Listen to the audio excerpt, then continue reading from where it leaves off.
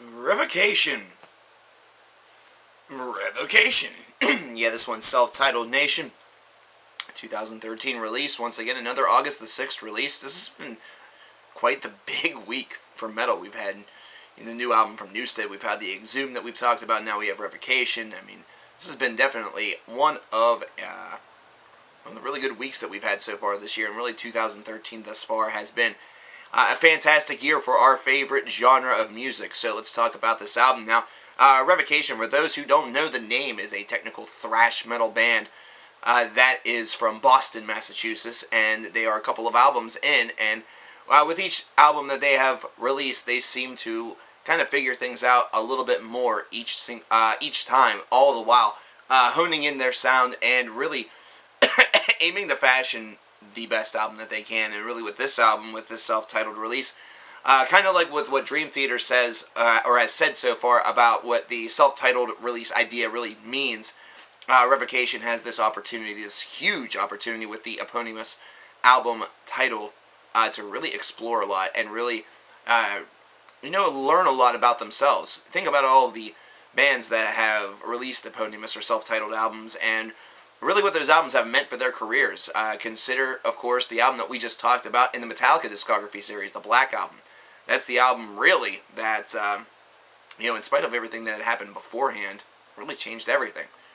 Wow, speaking of Metallica, there's actually a Metallica cover on this album, but we're going to get to that a little bit later on in this review. Let's talk about this 10-track album, 11 if you count the cover. This is definitely a pretty damn solid album. This is one where they're able to use and utilize each and every tool in their toolkit in order to really craft an album that does have a lot of creativity behind it. There are some really great riffs on this album, like we talked about with the Exhumed. Both of these albums are ones that have a really, really strong riffage on them.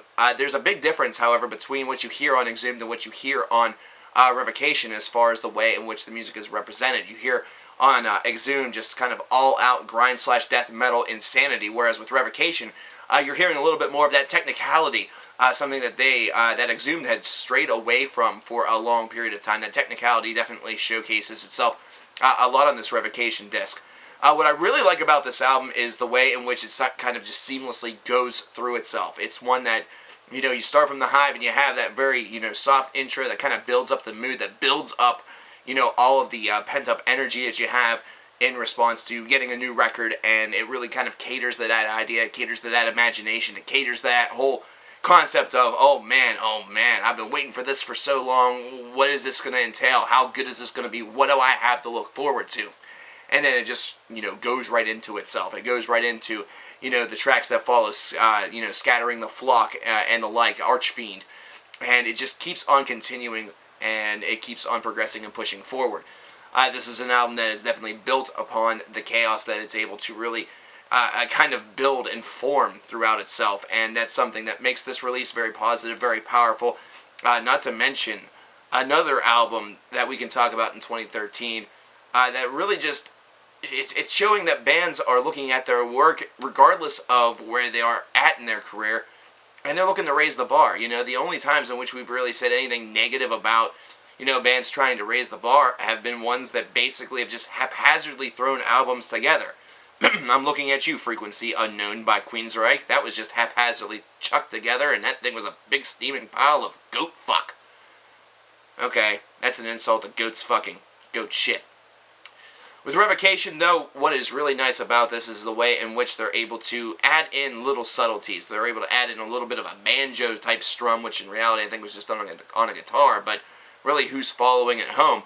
That's something that is able to kind of bridge the gap between two ideas on a song. They're able to really control their pacing, and they're able to dictate their speed very, very well, which is able to grant them a little bit more musical freedom. They're able to do a little bit more in the way of exploration, which is something done on this album as well.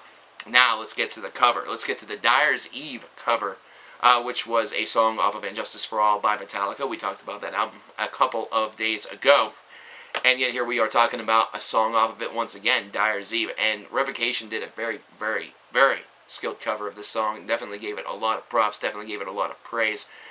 The clean vocals on this are, just very, very well done. I mean, it's not going to have that extreme gruff and that extreme, Hetfieldism that James Hetfield does on the original. However, for what it's worth, Revocation gave this a lot of justice. This cover off of And Justice for All has been given a lot of justice. So I really like that. I really like this disc. I think the whole package 100% is able to flow very well.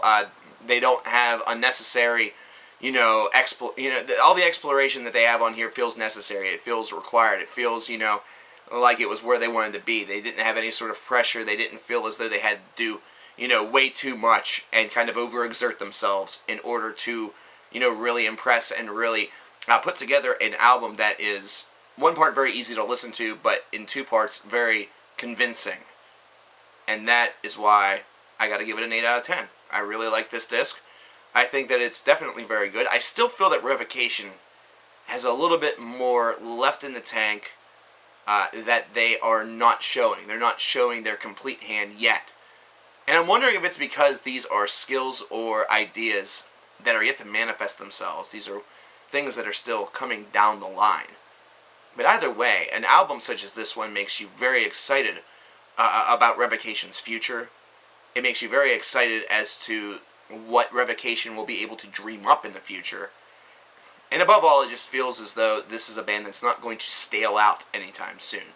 They seem to have a hotbed of creativity really at their disposal, and they're executing already. So this is one where the execution is great on this record, but the next record might be even better. So definitely a lot of positive thoughts toward the future there. But when speaking to the present, a lot of positive there as well. I'll talk to you guys soon, Nation. Thank you very much. Check out this album. Like, subscribe, comment, all that fun jazz. I gotta go. Justice.